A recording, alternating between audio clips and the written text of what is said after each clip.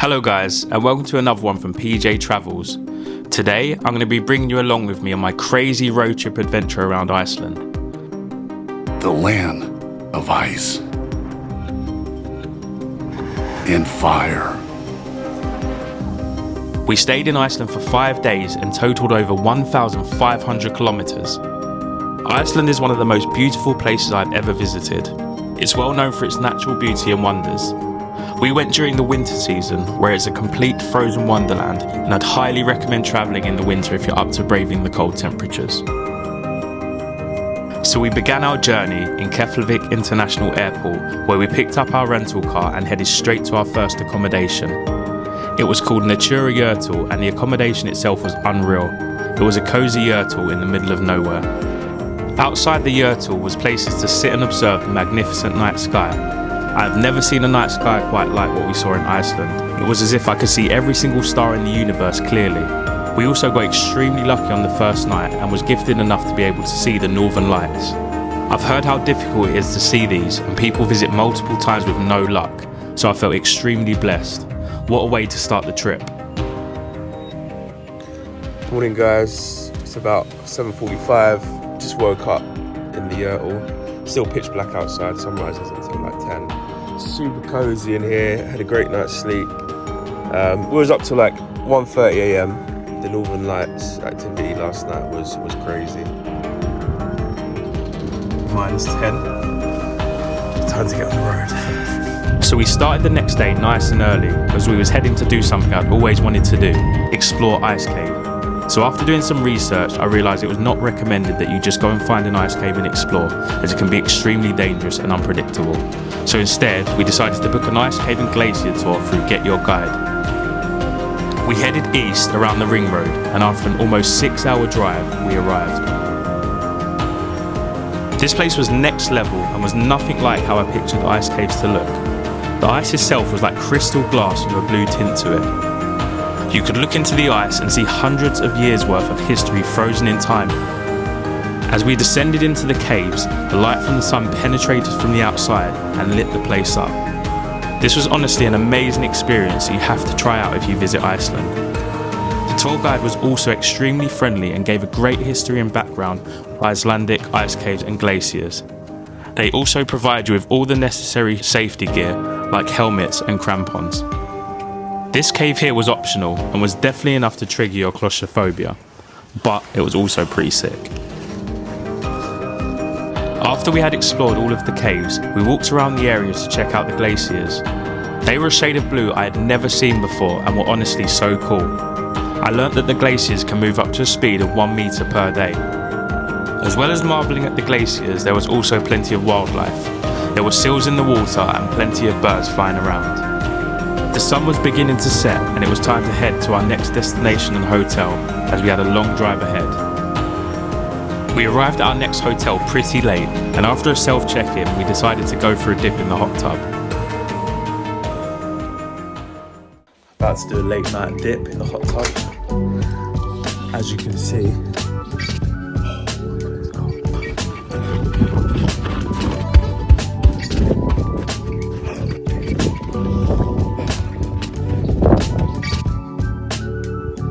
we decided that after driving so many hours that we would treat ourselves to a spa day.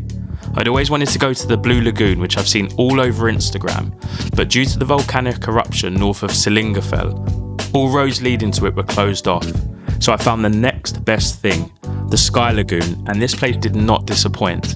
The package we selected gave us access to the spa and also included a 7-step ritual.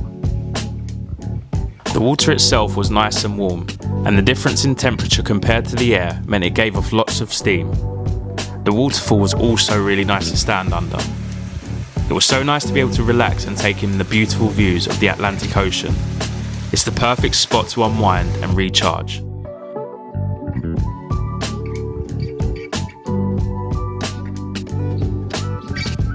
And cheers. After the sauna, salt and oil therapy and shower, it was time for the ice bath. When the temperature is minus, these hit different.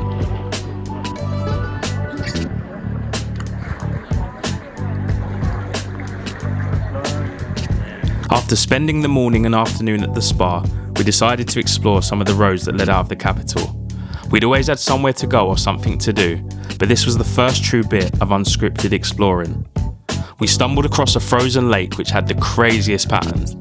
We hiked up one of the mountains to the right to get a better view. In my head, I had given this place the nickname of Frozen Wonderland. You could pull up to any spot and it would be extremely picturesque and scenic.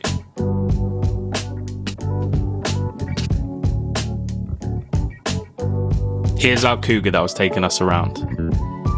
We stayed out up in the mountains for a few hours until sunset and then headed back to our hotel. We spent the night in Reykjavik and then was on the road again the next morning. This time around we was heading north around the ring road all the way to Gullfoss Waterfall and Kerrid Crater, two must-sees that are also part of the Golden Circle. That's the sort of vehicle you need for this snow. First was the waterfall, which was almost completely frozen over. It looked pretty sick and so different to what it looks like when it's the other seasons. Around Iceland you'll find plenty of wild horses, and something about them always reminded me of The Legend of Zelda. Anyway, after that was Kerrid Crater, again looking completely different to what it looks like in the summer. So this is the frozen lake, and we're on it right now. The water at the bottom had completely frozen over, so we decided to be badasses and walk on it. Big crack. Not everyone can say they've walked on top of Kerrid Crater. The crack in the ice was definitely giving me Ice Age vibes as well, but we had to firm it for some cool videos. I think all in all, this Iceland road trip was a huge experience for me.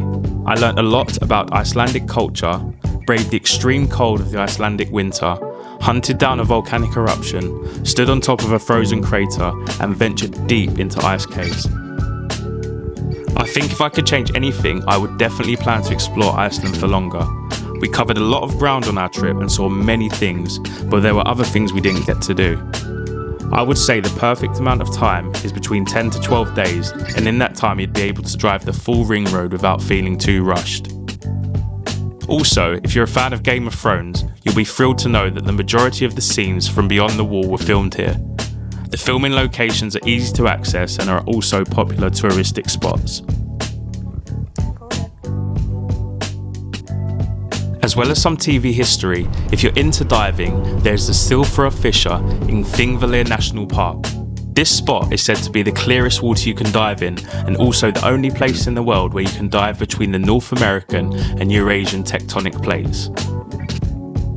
If you were having any doubts about whether you'd want to do a road trip around Iceland, I hope this video has done its job in convincing you.